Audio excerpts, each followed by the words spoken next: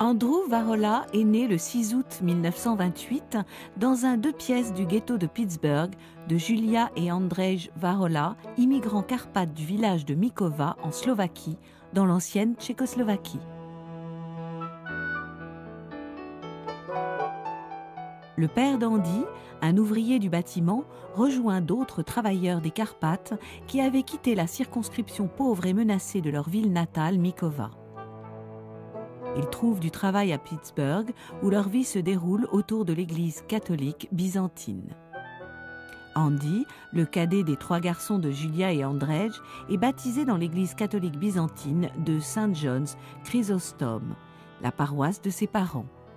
Pendant toute son enfance et ses années de collège, il assistera au long et fastidieux office byzantin. Andy subit 3 dépressions nerveuses étant enfant, coup sur coup, d'une année sur l'autre, à l'âge de 8, 9 et 10 ans. Son père attrape la tuberculose et restera malade et alité de 1939 jusqu'à sa mort en 1942.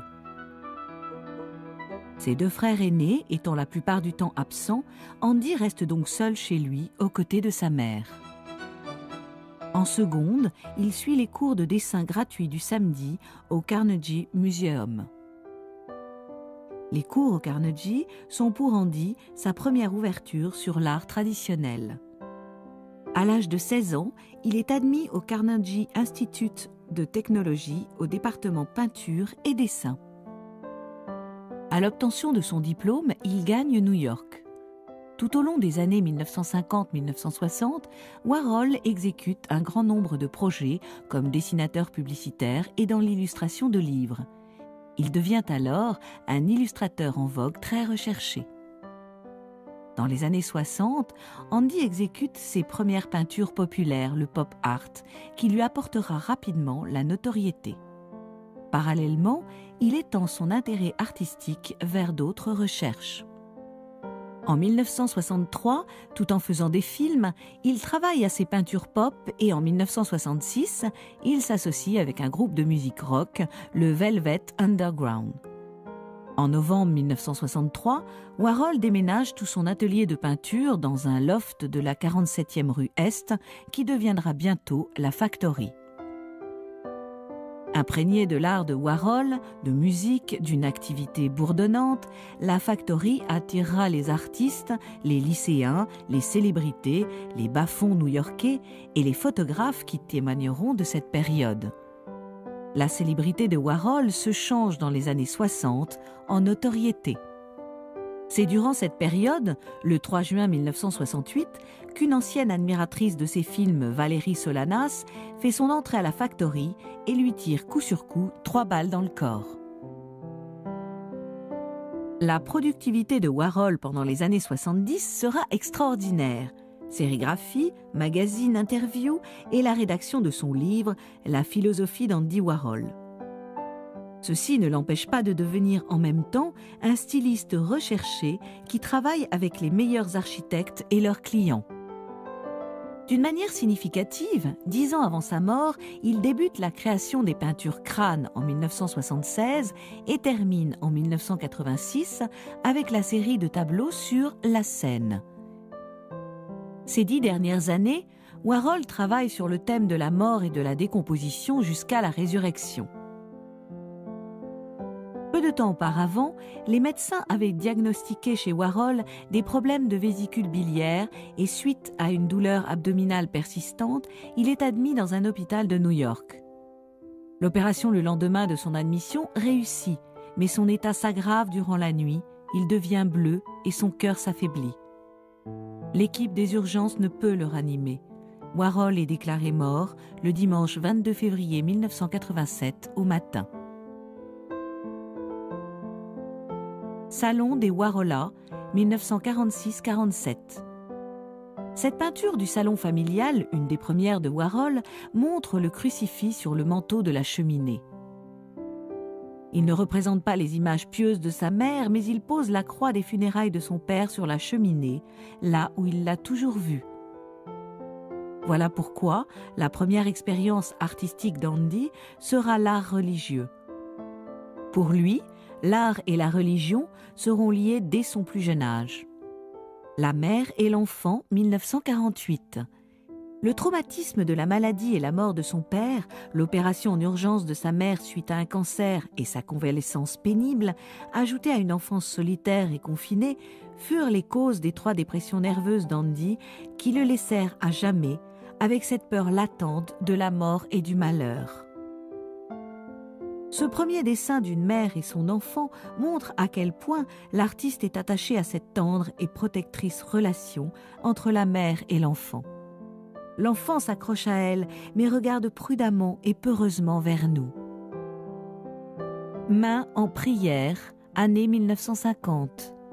Dans ce dessin, d'après Main en prière d'Albrecht Dürer, Warhol transforme les mains austères du maître allemand en des mains souples, jeunes et voluptueuses.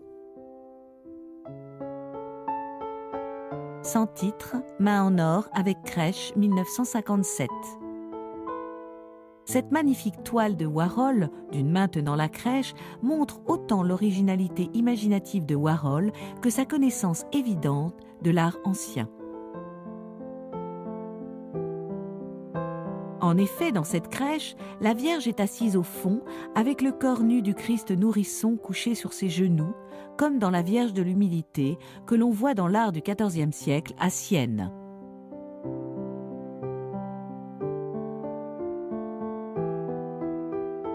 Warhol réalise ce tableau avec tous les éléments habituels, des sortes de dentelles en or pour l'auréole de la Vierge, le chérubin qui s'agite vers elle, l'étoile et les feuilles à l'arrière-plan. La main dorée supporte doucement son petit fardeau. Certains reconnaîtront les longs doigts fins de la main d'Andy, se recourbant en protégeant la Vierge et l'enfant. L'intimité avec l'artiste, qui se dégage de cette crèche reposant à l'intérieur de la paume, montre combien le sujet lui est familier. Homme se reposant, 1956-57.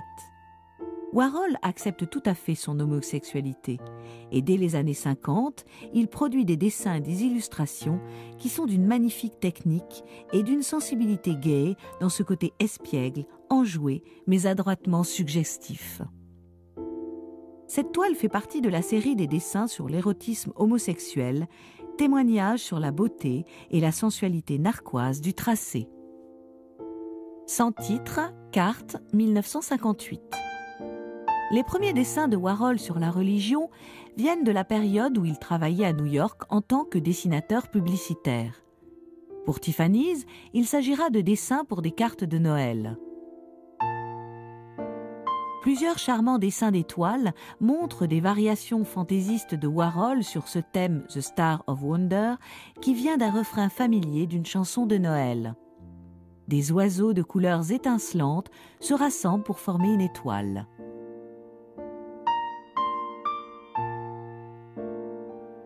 Star of Wonder, carte 1958. Les magasins Tiffany's choisissent cette carte représentant une étoile composée d'oiseaux voltants et papillonnant autour d'elle. Sur le devant de la carte, la signature d'Andy Warhol est celle de l'écriture pointue de sa mère qui signait nombreuses de ses œuvres de l'époque. La renommée d'Andy dans le monde de l'art publicitaire et de la mode donne une grande valeur à cette signature. Superman, 1961. L'inspiration de ce dessin vient des bandes dessinées et des publicités qui fleurissaient dans des journaux de petit format, les tabloïds, de même que dans les livres comiques populaires. 1961, Popeye. Le samedi de Popeye. Batman. Dick Tracy. Dick Tracy et Sam Ketchum. Mafalda. Un garçon pour Meg. Coca-Cola 1. Coca-Cola 2. Avant et après 1. Avant et après 3. Sa production créative de 1962 donnera le plus souvent des séries en sérigraphie correspondant à sa démarche auprès des médias. Warhol accomplit son œuvre avec la conviction que ces images ne sont pas seulement la copie de certaines choses, mais réellement la représentation de l'essence même de ce quelque chose. Il saute aux yeux que la réflexion de Warhol est concentrée sur ce phénomène qu'une vedette n'est en réalité qu'une image décuplée. La complexité de l'art de Warhol se nourrit de contradictions. Son œuvre révèle un gouffre entre la réalité et sa réalisation en sérigraphie.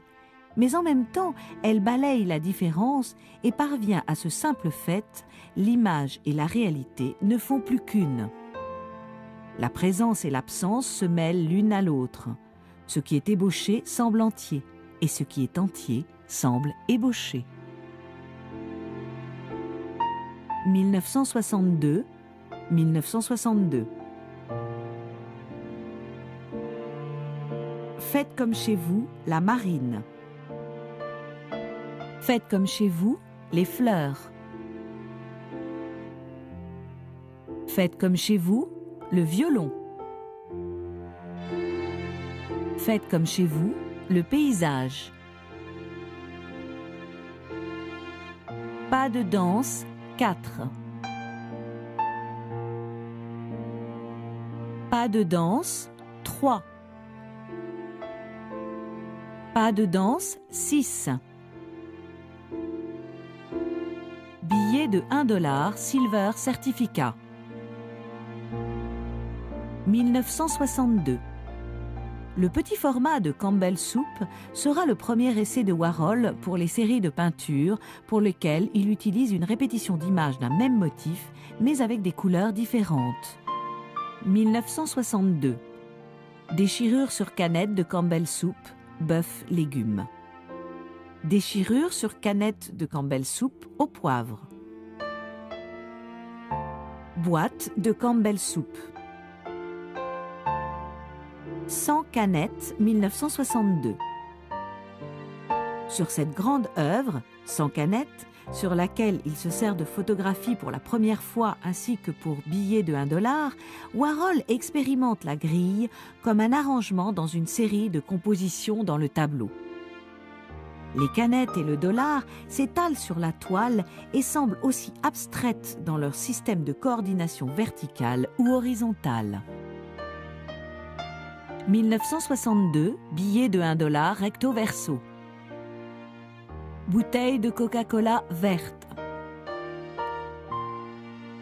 Cherry Marilyn. Lavender Marilyn.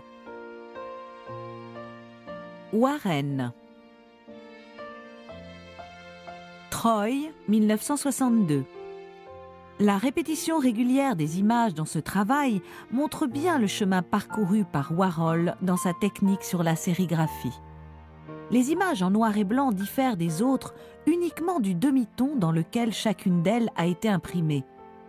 Cependant, la sérigraphie des portraits en couleur sert comme un croquis qui définirait les signes particuliers du visage. Il est imprimé sur les cheveux déjà peints en blond, le visage en violet et le pullover en rouge. Crash de voiture en vert, 1962. 1963, Lise 1. Lise 2. Lise 5. Lise 3. L'unique Elvis. Elvis 2 fois. Double Elvis. Silver Lise. Les images de désastre de ces plus importantes et impressionnantes séries décrivent le côté sombre de la société américaine et sa position parfois radicale sur la violence. Les tragédies journalières des accidents de voiture, les suicides, les incendies criminels et les chaises électriques, toutes ensemble réunies pour former une série interminable sur la mort sous toutes ses formes. 1963, incendie de voiture en verre.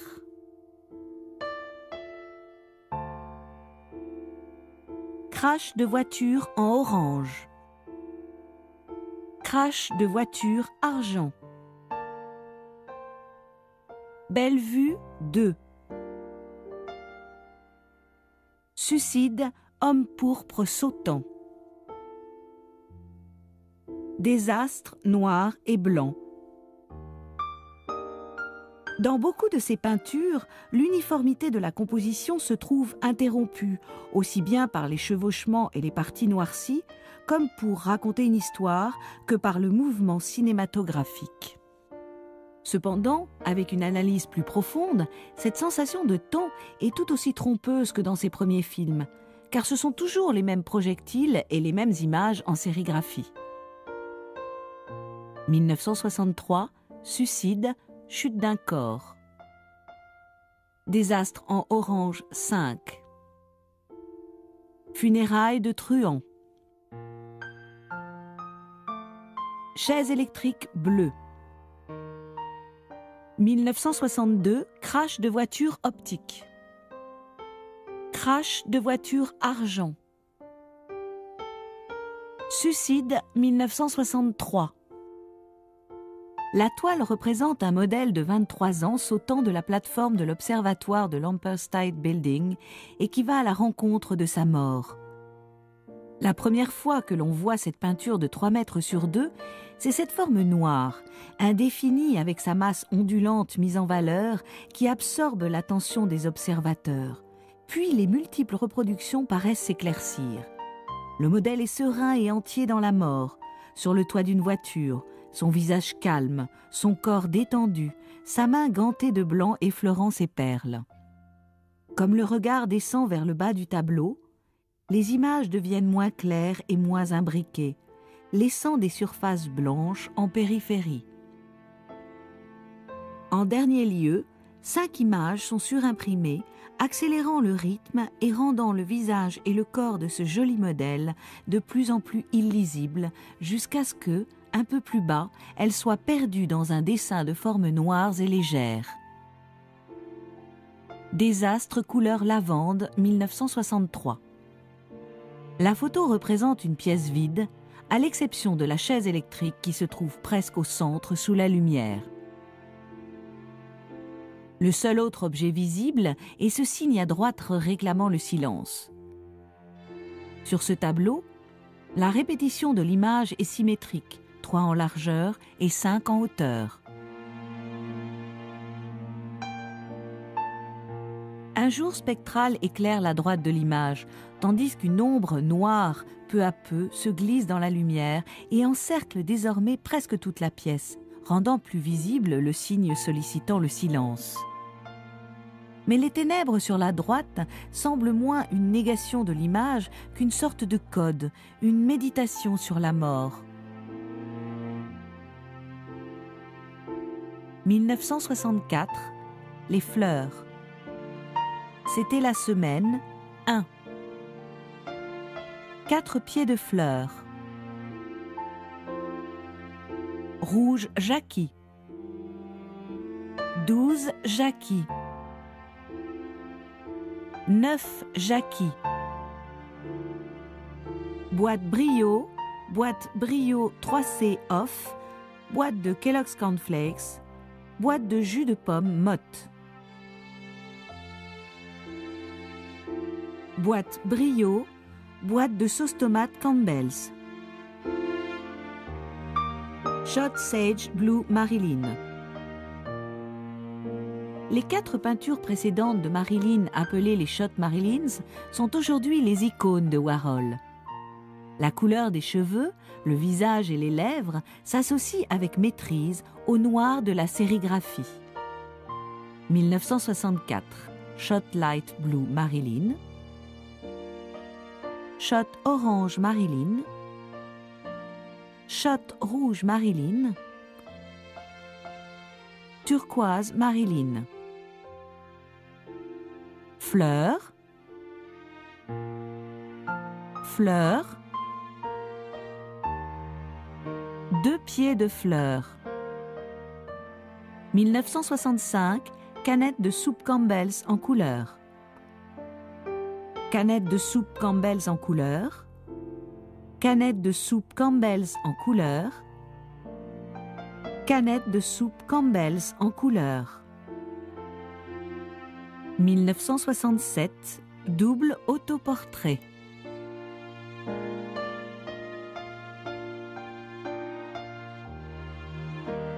« 10 pieds de fleurs ». Autoportrait. La grande chaise électrique, 1967. En 1967, Warhol reprend le thème de la chaise électrique et donne ainsi un ensemble de grandes images simples de la chaise. En imprimant couleur sur couleur plutôt que du noir sur de la couleur, il crée une résonance de tons très subtils, des couleurs vibrantes. La chaise d'un grotesque instrument de mort devient un objet lumineux, suggérant le sublime plus que la croix dont on se sert pour ses exécutions particulièrement cruelles et perçue par l'art chrétien comme le symbole du salut.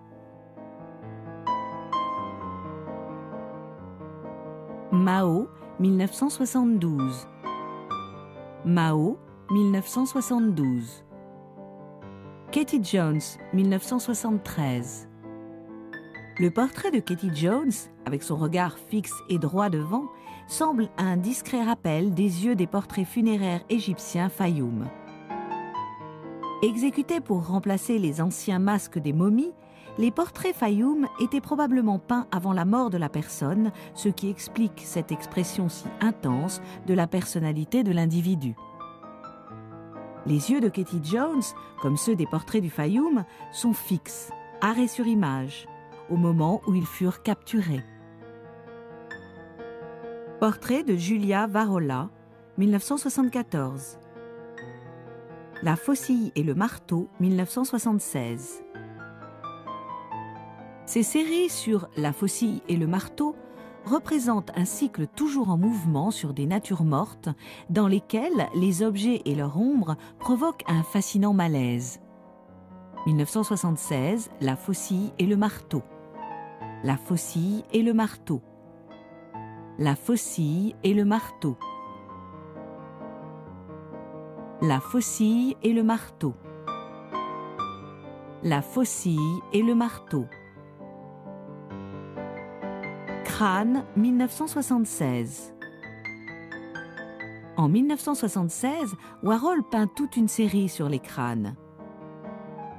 L'engouement des images de crânes fait partie de la culture punk et exprime l'angoisse devant l'expansion de la défense militaire et de la menace d'une guerre nucléaire et d'un désastre écologique.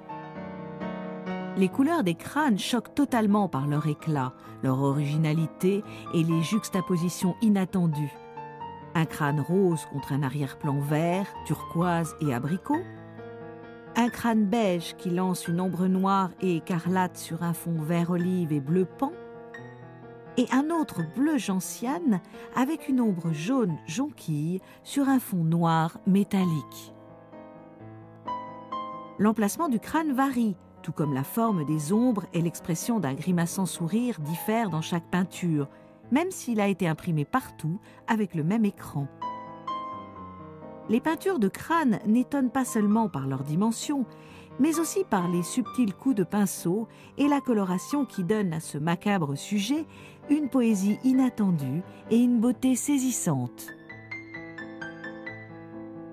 1976, Crâne. Crâne. Crâne. L'ombre du crâne se voit comme la tête d'un fœtus. La vie et la mort se retrouvent ainsi intimement liées.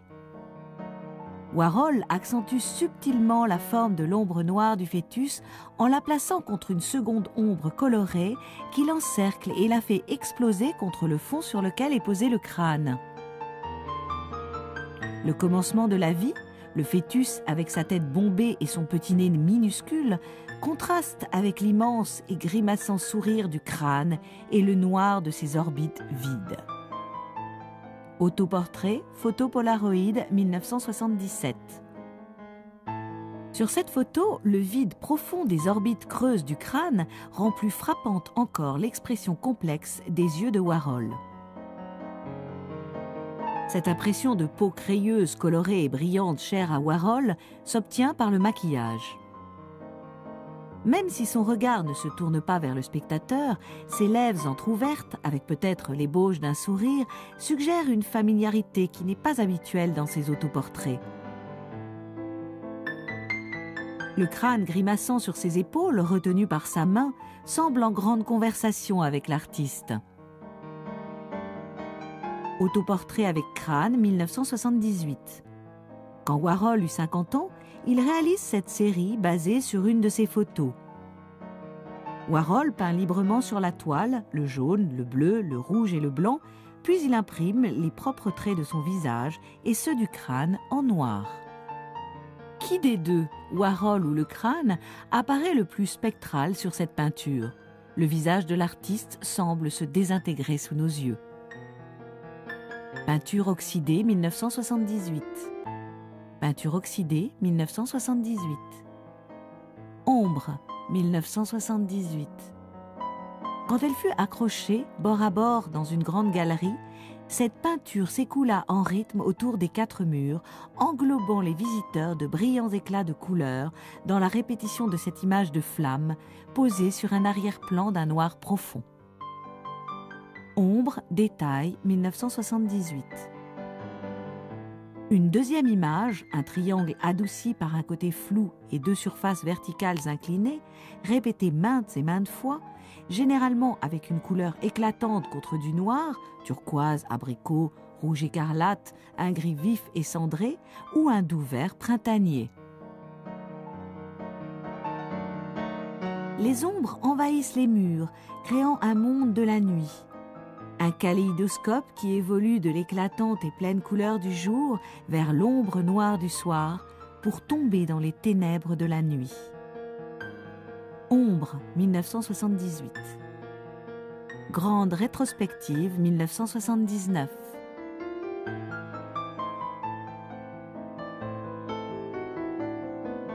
Ombre en poussière de diamant, 1979. Chaussures en poussière de diamant, 1980. Chaussures en poussière de diamant, 1980. Madone moderne, 1980-81. Ce dessin de la mère et l'enfant est la version XXe siècle de la Madone de Lactance ou de la mère allaitant le Christ enfant. Les contours des personnages sont tout à fait inhabituels dans l'œuvre de Warhol. Inhabituelle aussi cette composition des personnages, remplissant la toile, paraissant s'étendre dans un espace illimité. L'impression de fusion entre la mère baissant son regard vers son enfant allaitant et la contemplation rêveuse de l'enfant sensuellement satisfait laisse sans voix. Croix rouge, 1982.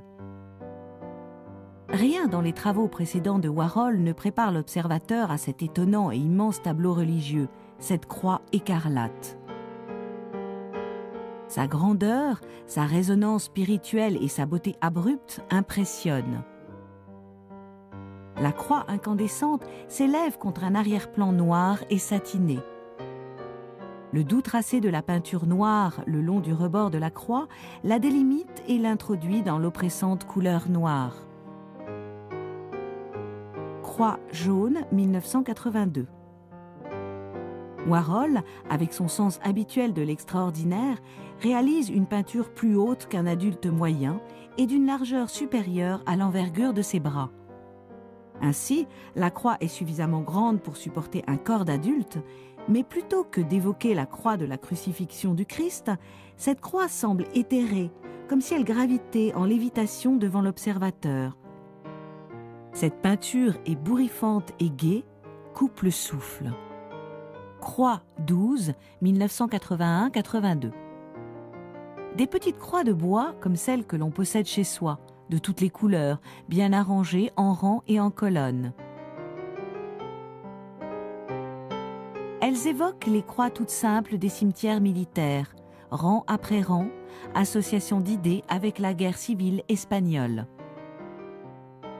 Cette répétition envolée de petites croix sur fond noir semble décorative et à 2 dimensions, contrairement à la majesté et à la grandeur des peintures croix. Elles sont peintes pour une exposition à Madrid, une exposition intitulée « Armes, couteaux et croix ». œuf, 1982. L'histoire de l'œuf est longue de par ses associations symboliques dans les tombes préhistoriques en Russie et en Suède, où les œufs d'argile symbolisent l'immortalité, et jusqu'à celle des œufs de Pâques qui, eux, représentent la résurrection. La mère de Warhol suivait la tradition de Pâques byzantine des œufs peints. Les premiers dessins d'œuvres de Warhol seront petits et sur papier, mais il réalise aussi de grands tableaux en sérigraphie dans des couleurs éclatantes qui se rapprochent des sachets d'œufs de Pâques à peindre soi-même que l'on trouve en supermarché dans le temps de Pâques.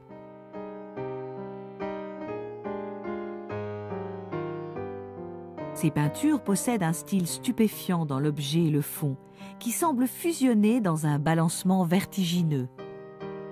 Les œufs colorés semblent tout autant dégringoler librement contre le fond noir et s'intégrer dans l'espace qu'être suspendus solidement. Ils peuvent être perçus comme des électrons abstraits et exubérants ou comme une sorte de louange au Christ, un cri d'éloge. L'Annonciation peinte par Léonard de Vinci.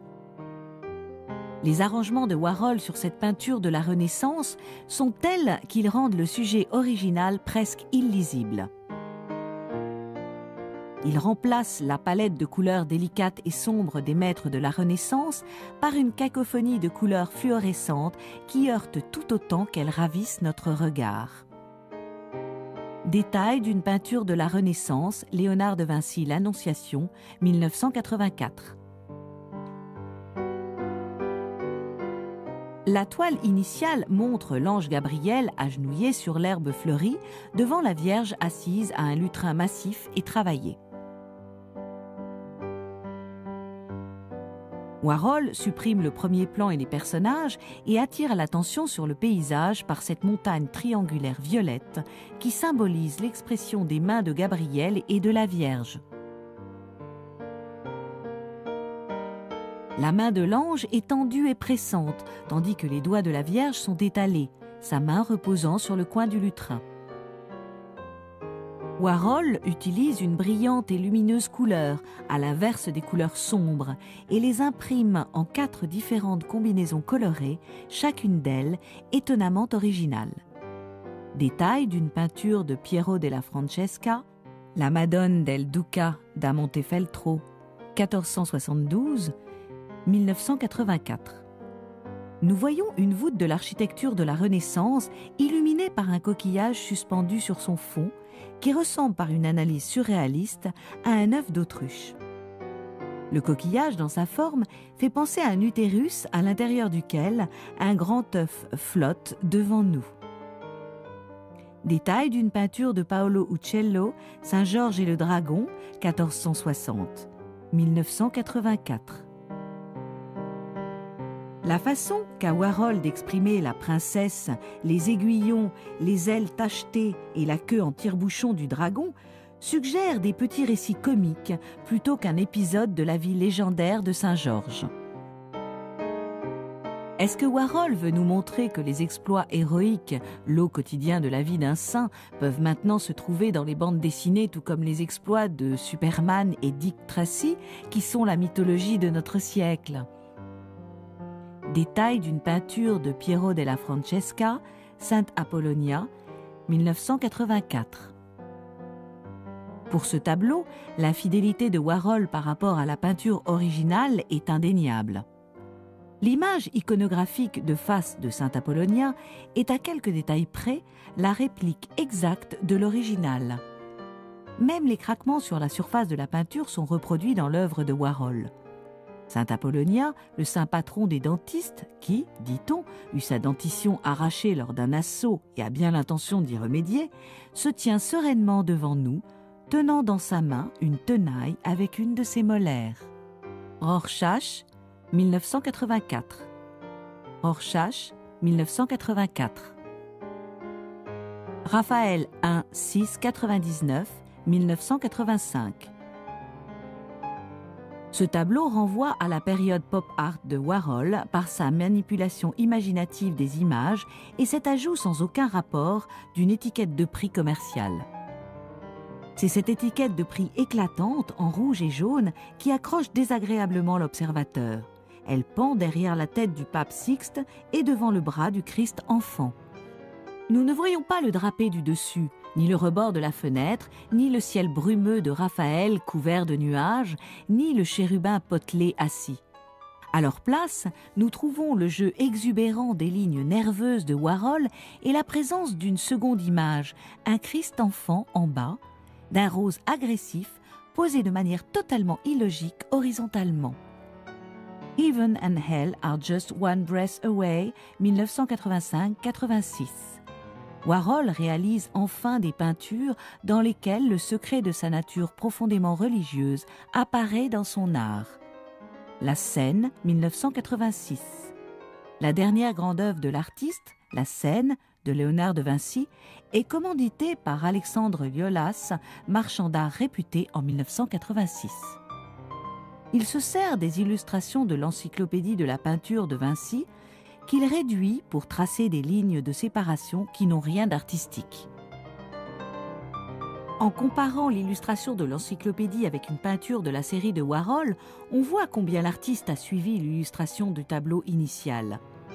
Warhol l'appela lui-même son style plagiat. Non seulement les signes particuliers des visages et les gestes sont les mêmes, mais des détails tels que les ombres réalisées avec des hachures parallèles sont aussi similaires. Une différence frappante cependant. Warhol omet la construction architecturale et les tapisseries pendues au mur, ce qui rend les personnages autour de la table plus monumentaux dans leur ampleur et la table plus proche de nous. La Scène, détail 1986. Dans les dernières années de sa vie, Warhol est littéralement absorbé par ses peintures de La Scène et ne peut travailler autre chose. Il reproduit la tête du Christ encore et encore, ainsi que plusieurs croquis sur la main du Christ près d'un verre de vin. La Scène, détail, 1986. Cet ensemble de dessins, la tête du Christ et sa main, est le résultat achevé d'un travail et d'une étude qui lui prit des mois et des mois, bien plus que pour la composition entière du tableau. La Scène, Wise Potato Chips, 1986. Devant nos yeux, La Scène. Mais notre attention est rivée sur cet immense logo d'un éclatant bleu et noir qui tourne dans l'espace entre la table et nous, masquant certains des convives. Le logo des Wise Potato Chips représente une tête stylisée de hibou écrasée dans un dessin circulaire. Il s'agit là d'un dessin publicitaire avec un jeu de mots. Wise, sage, le symbole du hibou étant la sagesse, wisdom. Détail de La Scène, Wise Potato Chips, 1986. Be Somebody with a Body, avec le Christ de La Scène, 1985-86. Cette grande peinture à 2 volets couronne la série sur ce titre. L'image et le titre sont tirés d'une publicité pour du bodybuilding.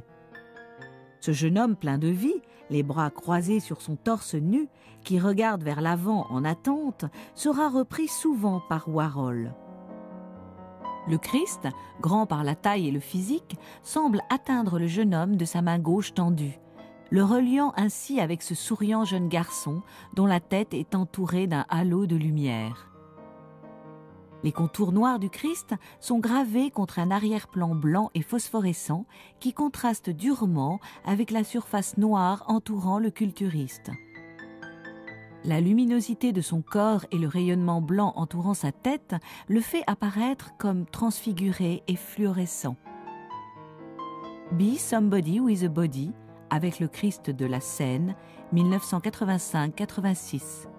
Sur certaines des peintures de la série, on peut voir le visage du Christ imprimé sur le jeune culturiste. La Scène, The Big C, 1985. Le plus audacieux des tableaux peints sur la Scène de Léonard de Vinci reste celui-ci. De 9 mètres de long, avec 4 immenses images du Christ et sur la gauche, le groupe de Thomas, Jacques et Philippe, peints dans des dimensions diverses, et surtout cette introduction fantastique de 3 motos avec des étiquettes de prix.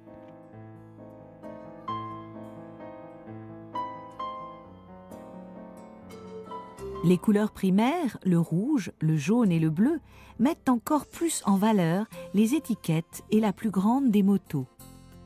Dans cette œuvre immense, une référence à cet horrible fléau qu'est le cancer, avec The Big C, entouré de l'image du Christ qui devient de plus en plus grande. Le Christ est lui-même un Big C. La Seine, Dove, 1986. Notre attention est retenue par ces logos publicitaires obscurs et incongrus qui sautent aux yeux de l'observateur. Un coin d'étiquette au prix de 59 cents, le logo du savon Dove et celui de General Electric. La manière subtile et humoristique de juxtaposer le sacré et le séculier interpelle et irrite l'observateur. Le mot et l'image Dove, la colombe, se trouvent tous deux sur les emballages des savons Dove et GE pour l'emballage des ampoules électriques. L'électricité et le savon, mais aussi la puissance et la lumière. Quelques-uns se souviendront du vieil adage « Cleanliness is next the godliness », la propreté est près de la dévotion. D'où la colombe volant au-dessus de la tête du Christ. Andy connaissait le passage du Nouveau Testament évoquant le baptême de Jésus par saint Jean-Baptiste. Alors le ciel s'ouvrit, l'Esprit Saint descendit sur Jésus sous une apparence corporelle comme une colombe. Luc, chapitre 3, versets 21-22. Quant à General Electric, We bright good things to light, la lumière ne peut qu'apporter de bonnes choses, il peut être vu comme une métaphore de la création, quand Dieu sépare l'ombre de la lumière et crée le monde à son image. God brings good things to light. General Electric comme symbole pour le Créateur, la colombe pour l'Esprit Saint, plus la silhouette de Jésus dans la scène, forment la Sainte Trinité, le Père, le Fils et le Saint-Esprit.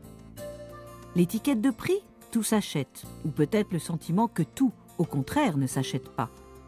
Ou encore, avec 59 cents, même en 1986, on ne peut s'acheter grand-chose, un rapprochement entre la dévaluation monétaire et la baisse de la croyance religieuse qui se juxtapose sur ce tableau. 10 punching balls avec le Christ de la Seine. Ces 10 punching balls blancs dégagent un sentiment étrange, avec l'image du Christ dessinée sur chacun par Warhol, avec en plus des dessins et des signes de Jean-Michel Basquiat.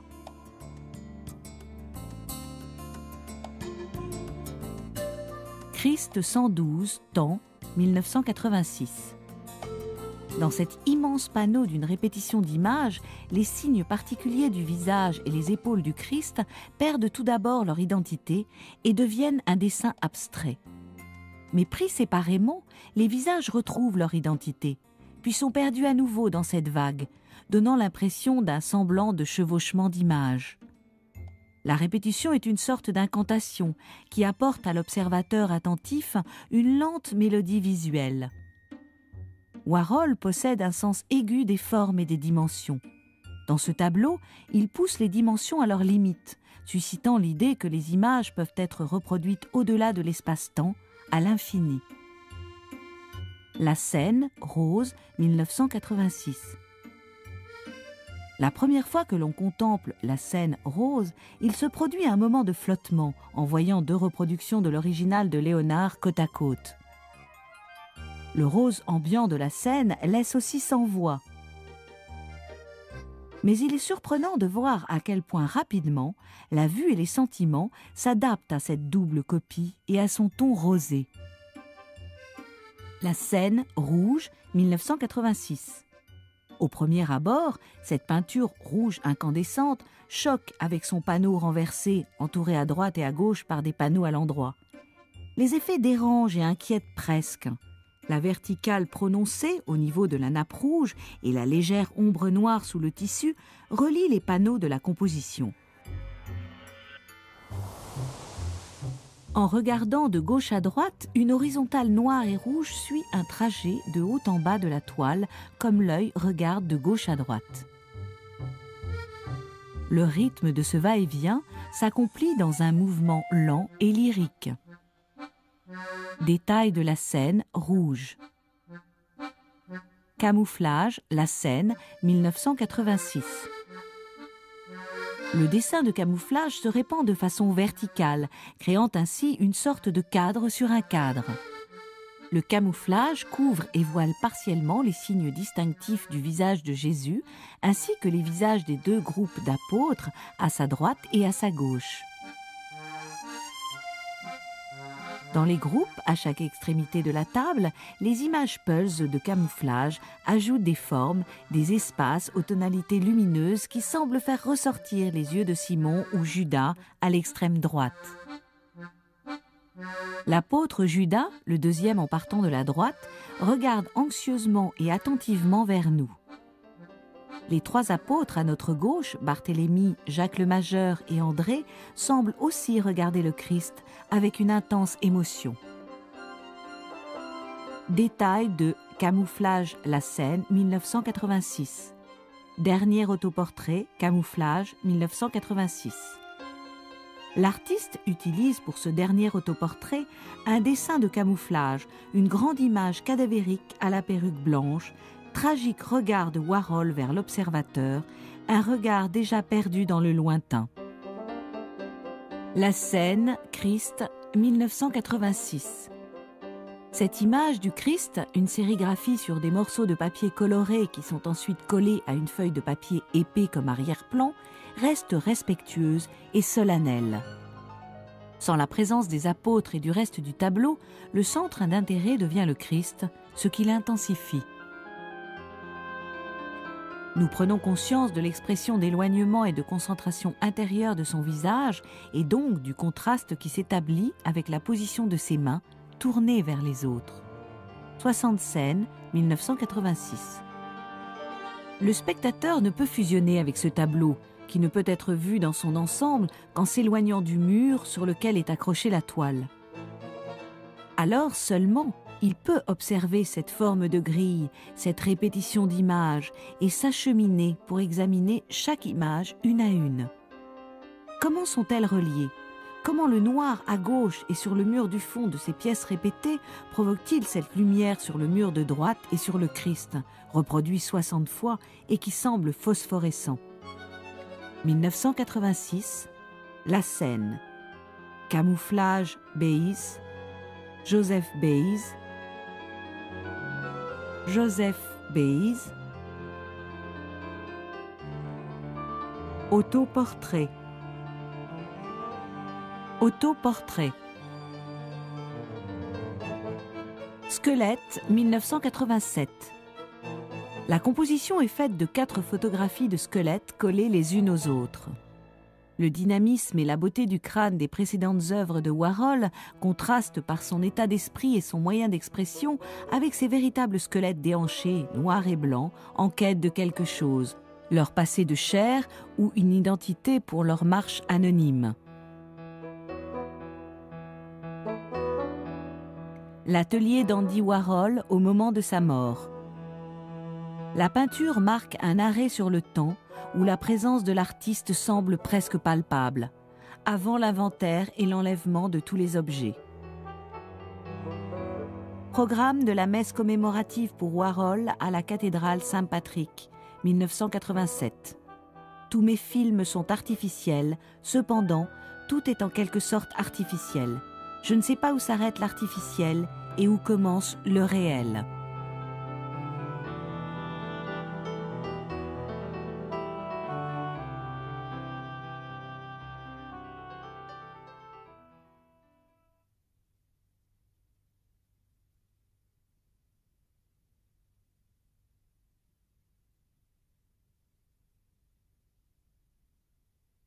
Illuminé par un coquillage suspendu sur son fond, qui ressemble par une analyse surréaliste à un œuf d'autruche. Le coquillage, dans sa forme, fait penser à un utérus à l'intérieur duquel un grand œuf flotte devant nous. Détail d'une peinture de Paolo Uccello, Saint-Georges et le Dragon, 1460, 1984. La façon qu'a Warhol d'exprimer la princesse, les aiguillons, les ailes tachetées et la queue en tire-bouchon du dragon suggère des petits récits comiques plutôt qu'un épisode de la vie légendaire de Saint-Georges. Est-ce que Warhol veut nous montrer que les exploits héroïques, lot quotidien de la vie d'un saint, peuvent maintenant se trouver dans les bandes dessinées, tout comme les exploits de Superman et Dick Tracy, qui sont la mythologie de notre siècle? Détail d'une peinture de Piero della Francesca, Sainte Apollonia, 1984. Pour ce tableau, la fidélité de Warhol par rapport à la peinture originale est indéniable. L'image iconographique de face de Sainte Apollonia est à quelques détails près la réplique exacte de l'original. Même les craquements sur la surface de la peinture sont reproduits dans l'œuvre de Warhol. Sainte Apollonia, le saint patron des dentistes, qui, dit-on, eut sa dentition arrachée lors d'un assaut et a bien l'intention d'y remédier, se tient sereinement devant nous, tenant dans sa main une tenaille avec une de ses molaires. Rorschach, 1984. Rorschach, 1984. Raphaël 1, 6, 99, 1985. Ce tableau renvoie à la période pop art de Warhol par sa manipulation imaginative des images et cet ajout sans aucun rapport d'une étiquette de prix commerciale. C'est cette étiquette de prix éclatante en rouge et jaune qui accroche désagréablement l'observateur. Elle pend derrière la tête du pape Sixte et devant le bras du Christ enfant. Nous ne voyons pas le drapé du dessus, ni le rebord de la fenêtre, ni le ciel brumeux de Raphaël couvert de nuages, ni le chérubin potelé assis. À leur place, nous trouvons le jeu exubérant des lignes nerveuses de Warhol et la présence d'une seconde image, un Christ enfant en bas, d'un rose agressif posé de manière totalement illogique horizontalement. Heaven and Hell are just one breath away, 1985-86. Warhol réalise enfin des peintures dans lesquelles le secret de sa nature profondément religieuse apparaît dans son art. La Seine, 1986. La dernière grande œuvre de l'artiste, La Seine, incendie de voitures en verre.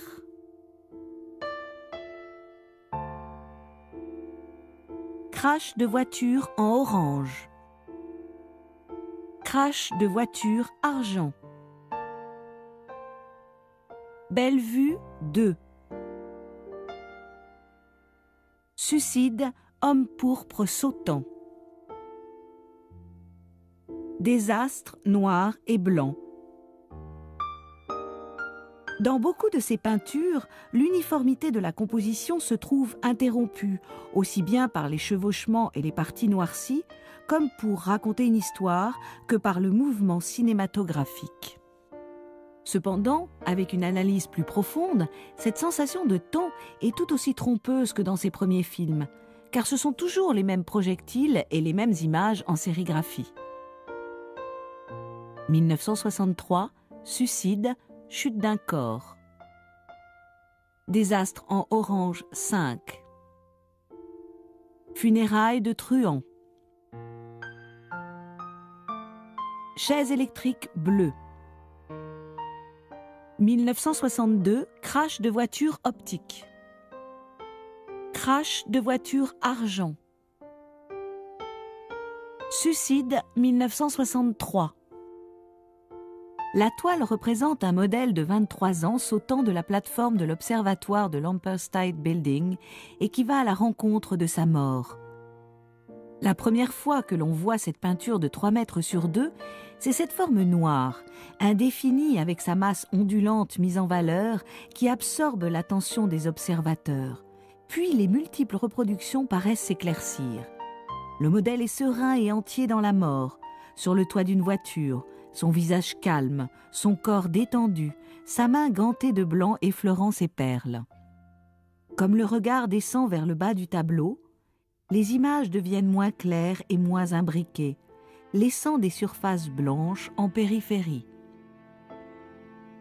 En dernier lieu, 5 images sont surimprimées, accélérant le rythme et rendant le visage et le corps de ce joli modèle de plus en plus illisibles, jusqu'à ce que, un peu plus bas, elle soit perdue dans un dessin de formes noires et légères. Désastre couleur lavande, 1963. La photo représente une pièce vide, à l'exception de la chaise électrique qui se trouve presque au centre sous la lumière. Le seul autre objet visible est ce signe à droite réclamant le silence. Sur ce tableau, la répétition de l'image est symétrique, 3 en largeur et 5 en hauteur. Accroche à elle, mais regarde prudemment et peureusement vers nous.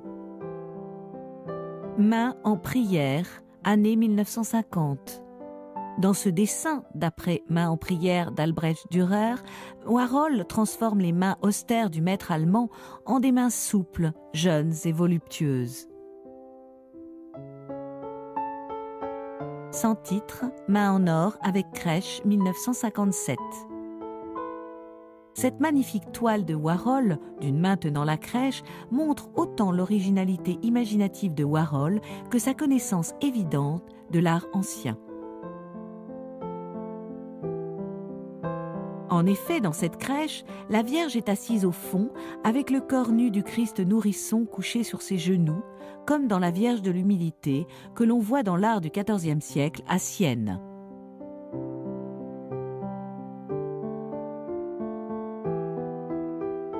Warhol réalise ce tableau avec tous les éléments habituels, des sortes de dentelles en or pour l'auréole de la Vierge, le chérubin qui s'agite vers elle, l'étoile et les feuilles à l'arrière-plan. La main dorée supporte doucement son petit fardeau. Certains reconnaîtront les longs doigts fins de la main d'Andy, se recourbant en protégeant la Vierge et l'enfant. L'intimité avec l'artiste, qui se dégage de cette crèche reposant à l'intérieur de la paume, montre combien le sujet lui est familier. Homme se reposant, 1956-57. Warhol accepte tout à fait son homosexualité et dès les années 50, il produit des dessins et des illustrations qui sont d'une magnifique technique et d'une sensibilité gaie dans ce côté espiègle, enjoué mais adroitement suggestif. Cette toile fait partie de la série des dessins sur l'érotisme homosexuel, témoignage sur la beauté et la sensualité narquoise du tracé. Sans titre, carte, 1958. Les premiers dessins de Warhol sur la religion viennent de la période où il travaillait à New York en tant que dessinateur publicitaire. Pour Tiffany's, il s'agira de dessins pour des cartes de Noël. Plusieurs charmants dessins d'étoiles montrent des variations fantaisistes de Warhol sur ce thème The Star of Wonder qui vient d'un refrain familier d'une chanson de Noël. Des oiseaux de couleurs étincelantes se rassemblent pour former une étoile.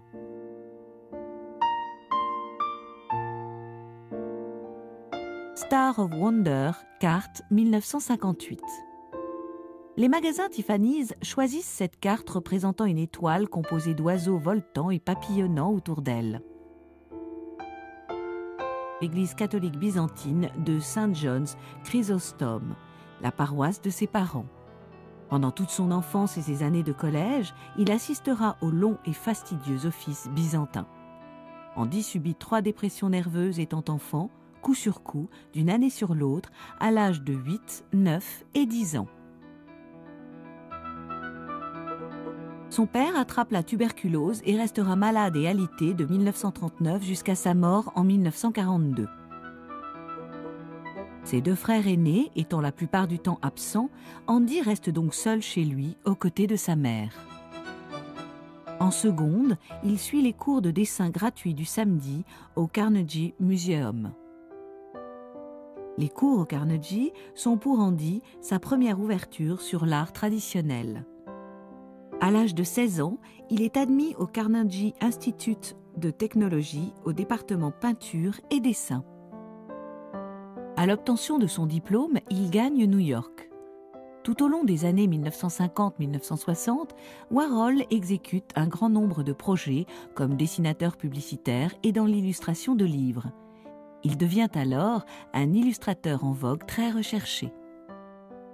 Dans les années 60, Andy exécute ses premières peintures populaires, le pop art, qui lui apportera rapidement la notoriété. Parallèlement, il étend son intérêt artistique vers d'autres recherches. En 1963, tout en faisant des films, il travaille à ses peintures pop et en 1966, il s'associe avec un groupe de musique rock, le Velvet Underground. En novembre 1963, Warhol déménage tout son atelier de peinture dans un loft de la 47e rue Est, qui deviendra bientôt la Factory.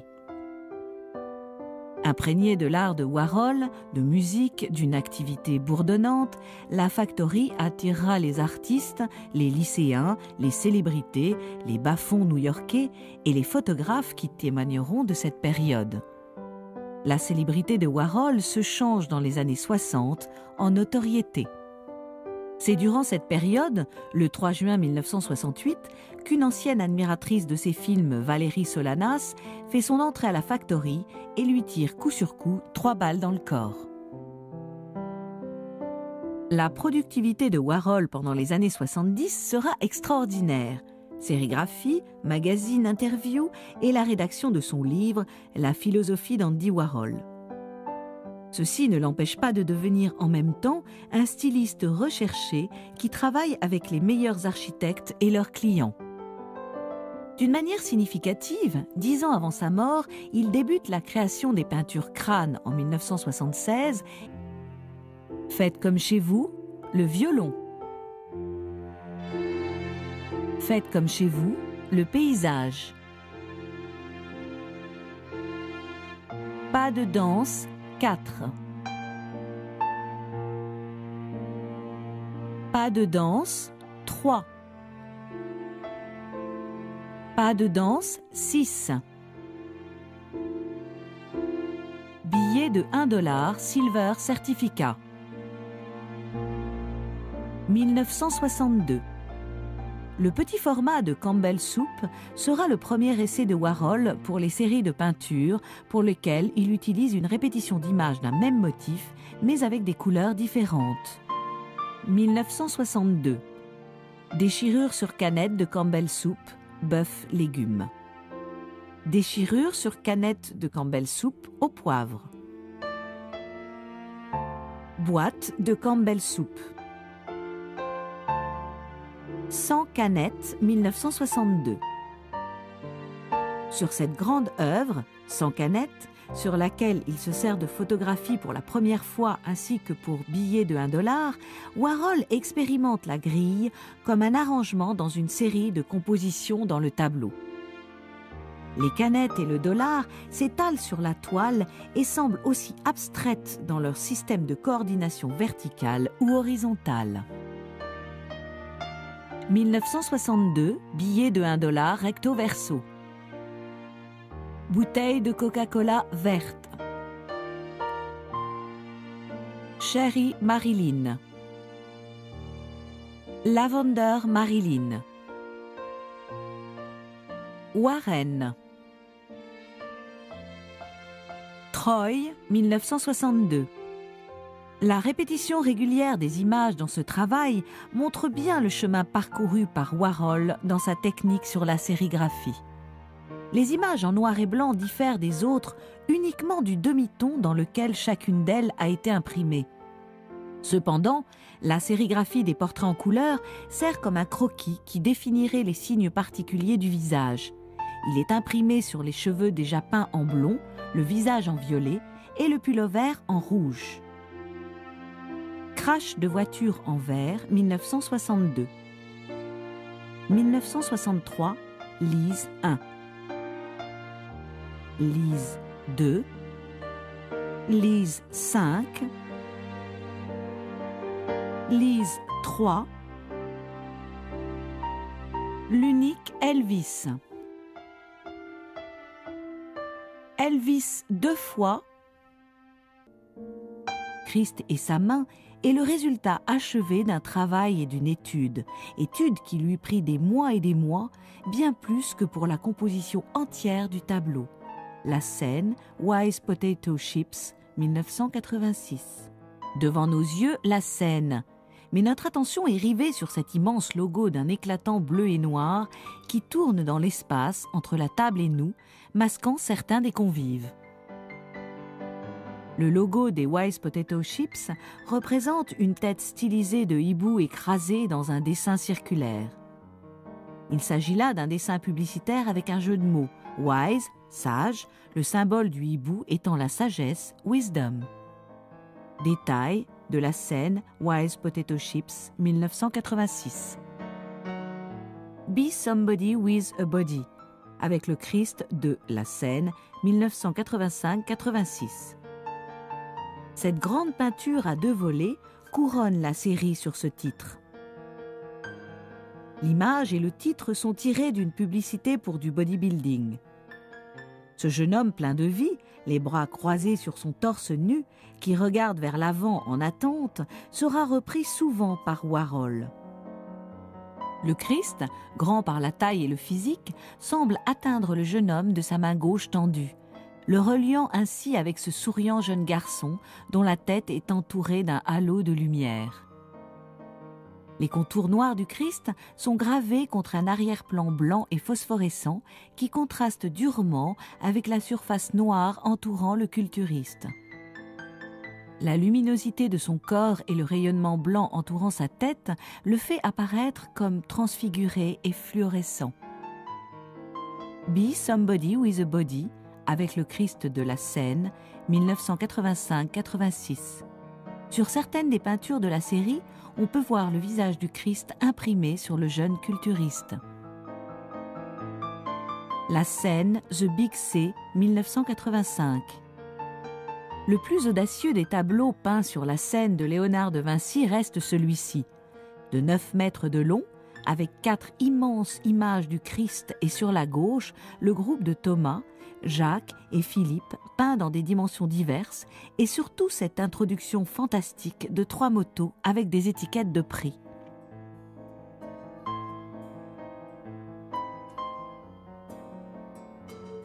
Les couleurs primaires, le rouge, le jaune et le bleu, mettent encore plus en valeur les étiquettes et la plus grande des motos.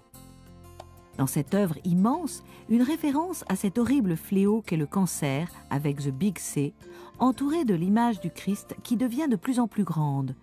Le Christ est lui-même. Avant sa mort, il débute la création des peintures crânes en 1976 et termine en 1986 avec la série de tableaux sur la scène. Ces 10 dernières années, Warhol travaille sur le thème de la mort et de la décomposition jusqu'à la résurrection. Peu de temps auparavant, les médecins avaient diagnostiqué chez Warhol des problèmes de vésicule biliaire et suite à une douleur abdominale persistante, il est admis dans un hôpital de New York. L'opération le lendemain de son admission réussit, mais son état s'aggrave durant la nuit, il devient bleu et son cœur s'affaiblit. L'équipe des urgences ne peut le ranimer. Warhol est déclaré mort le dimanche 22 février 1987 au matin. Salon des Warhola, 1946-47. Cette peinture du salon familial, une des premières de Warhol, montre le crucifix sur le manteau de la cheminée. Il ne représente pas les images pieuses de sa mère, mais il pose la croix des funérailles de son père sur la cheminée, là où il l'a toujours vue. Voilà pourquoi la première expérience artistique d'Andy sera l'art religieux. Pour lui, l'art et la religion seront liés dès son plus jeune âge. La mère et l'enfant, 1948. Le traumatisme de la maladie et la mort de son père, l'opération en urgence de sa mère suite à un cancer et sa convalescence pénible, ajoutées à une enfance solitaire et confinée, furent les causes des 3 dépressions nerveuses d'Andy qui le laissèrent à jamais avec cette peur latente de la mort et du malheur. Ce premier dessin d'une mère et son enfant montre à quel point l'artiste est attaché à cette tendre et protectrice relation entre la mère et l'enfant. L'enfant s'accroche à elle, mais regarde prudemment et peureusement vers nous. Main en prière, année 1950. Dans ce dessin, d'après Main en prière d'Albrecht Dürer, Warhol transforme les mains austères du maître allemand en des mains souples, jeunes et voluptueuses. Sans titre, Main en or avec crèche 1957. Cette magnifique toile de Warhol, d'une main tenant la crèche, montre autant l'originalité imaginative de Warhol que sa connaissance évidente de l'art ancien.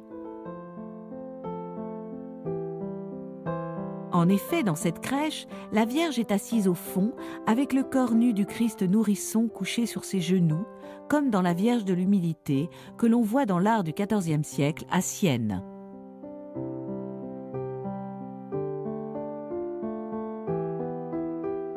Version XXe siècle de la Madone de Lactance ou de la mère allaitant le Christ enfant. Les contours des personnages sont tout à fait inhabituels dans l'œuvre de Warhol. Inhabituelle aussi cette composition des personnages, remplissant la toile, paraissant s'étendre dans un espace illimité. L'impression de fusion entre la mère baissant son regard vers son enfant allaitant et la contemplation rêveuse de l'enfant sensuellement satisfait laisse sans voix. Croix rouge, 1982. Rien dans les travaux précédents de Warhol ne prépare l'observateur à cet étonnant et immense tableau religieux, cette croix écarlate. Sa grandeur, sa résonance spirituelle et sa beauté abrupte impressionnent. La croix incandescente s'élève contre un arrière-plan noir et satiné. Le doux tracé de la peinture noire le long du rebord de la croix la délimite et l'introduit dans l'oppressante couleur noire. Croix jaune, 1982. Warhol, avec son sens habituel de l'extraordinaire, réalise une peinture plus haute qu'un adulte moyen et d'une largeur supérieure à l'envergure de ses bras. Ainsi, la croix est suffisamment grande pour supporter un corps d'adulte, mais plutôt que d'évoquer la croix de la crucifixion du Christ, cette croix semble éthérée, comme si elle gravitait en lévitation devant l'observateur. Cette peinture ébouriffante et gaie coupe le souffle. Croix 12, 1981-82. Des petites croix de bois comme celles que l'on possède chez soi, de toutes les couleurs, bien arrangées en rang et en colonnes. Elles évoquent les croix toutes simples des cimetières militaires, rang après rang, association d'idées avec la guerre civile espagnole. Cette répétition envolée de petites croix sur fond noir semble décorative et à deux dimensions, contrairement à la majesté et à la grandeur des peintures croix. Elles sont peintes pour une exposition à Madrid, une exposition intitulée « Armes, couteaux et croix ». œuf, 1982. L'histoire de l'œuf est longue de par ses associations symboliques dans les tombes préhistoriques en Russie et en Suède, où les œufs d'argile symbolisent l'immortalité, et jusqu'à celle des œufs de Pâques qui, eux, représentent la résurrection. La mère de Warhol suivait la tradition de Pâques byzantine des œufs peints. Les premiers dessins d'œuvres de Warhol seront petits et sur papier, mais il réalise aussi de grands tableaux en sérigraphes religieuses qui se juxtaposent sur ce tableau. 10 punching balls avec le Christ de la Seine. Ces 10 punching balls blancs dégagent un sentiment étrange, avec l'image du Christ dessinée sur chacun par Warhol, avec en plus des dessins et des signes de Jean-Michel Basquiat.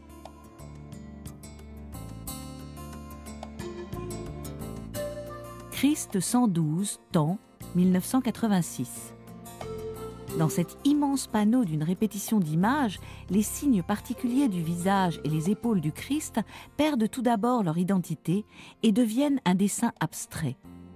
Mais pris séparément, les visages retrouvent leur identité, puis sont perdus à nouveau dans cette vague, donnant l'impression d'un semblant de chevauchement d'images. La répétition est une sorte d'incantation qui apporte à l'observateur attentif une lente mélodie visuelle.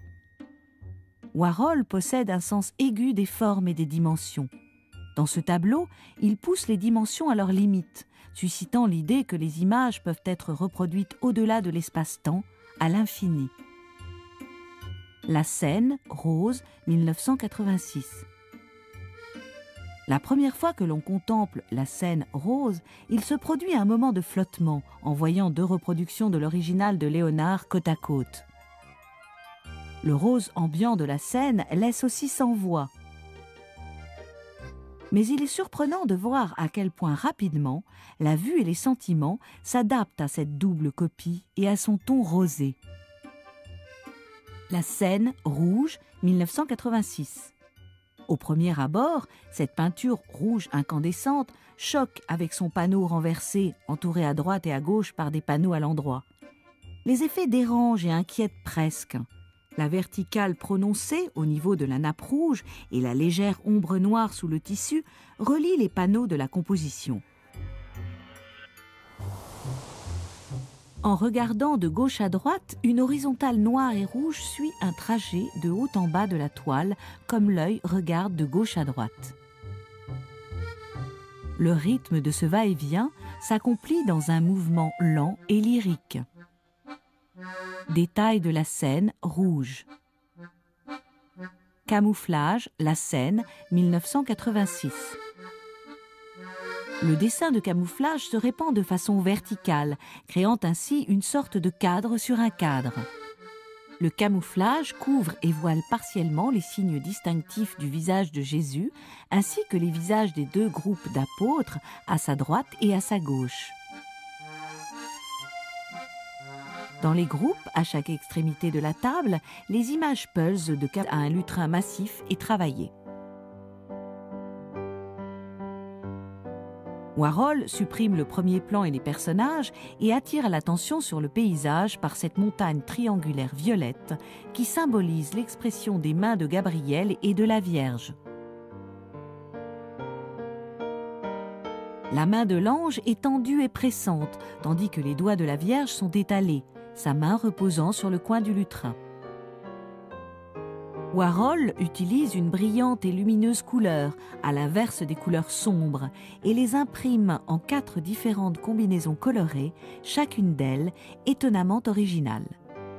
Détail d'une peinture de Piero della Francesca, la Madone del Duca da Montefeltro, 1472, 1984. Nous voyons une voûte de l'architecture de la Renaissance illuminée par un coquillage suspendu sur son fond, qui ressemble par une analyse surréaliste à un œuf d'autruche. Le coquillage, dans sa forme, fait penser à un utérus à l'intérieur duquel un grand œuf flotte devant nous. Détail d'une peinture de Paolo Uccello, Saint-Georges et le Dragon, 1460, 1984. La façon qu'a Warhol d'exprimer la princesse, les aiguillons, les ailes tachetées et la queue en tire-bouchon du dragon suggère des petits récits comiques plutôt qu'un épisode de la vie légendaire de Saint-Georges. Est-ce que Warhol veut nous montrer que les exploits héroïques, lot quotidien de la vie d'un saint, peuvent maintenant se trouver dans les bandes dessinées, tout comme les exploits de Superman et Dick Tracy, qui sont la mythologie de notre siècle ? Détail d'une peinture de Piero della Francesca, Sainte Apollonia, 1984. Pour ce tableau, la fidélité de Warhol par rapport à la peinture originale est indéniable. L'image iconographique de face de Sainte Apollonia est à quelques détails près la réplique exacte de l'original. Même les craquements sur la surface de la peinture sont reproduits dans l'œuvre de Warhol. Sainte Apollonia, le saint patron des dentistes, qui, dit-on, eut sa dentition arrachée lors d'un assaut et a bien l'intention d'y remédier, se tient sereinement devant nous, tenant dans sa main une tenaille avec une de ses molaires. Rorschach, 1984. Rorschach, 1984. Raphaël 1, 6, 99, 1985. Ce tableau renvoie à la période pop art de Warhol par sa manipulation imaginative des images et cet ajout sans aucun rapport d'une étiquette de prix commerciale. Lise. Les images de désastres de ses plus importantes et impressionnantes séries décrivent le côté sombre de la société américaine et sa position parfois radicale sur la violence. Les tragédies journalières des accidents de voiture, les suicides, les incendies criminels et les chaises électriques, toutes ensemble réunies pour former une série interminable sur la mort sous toutes ses formes. 1963, incendie de voiture en vert.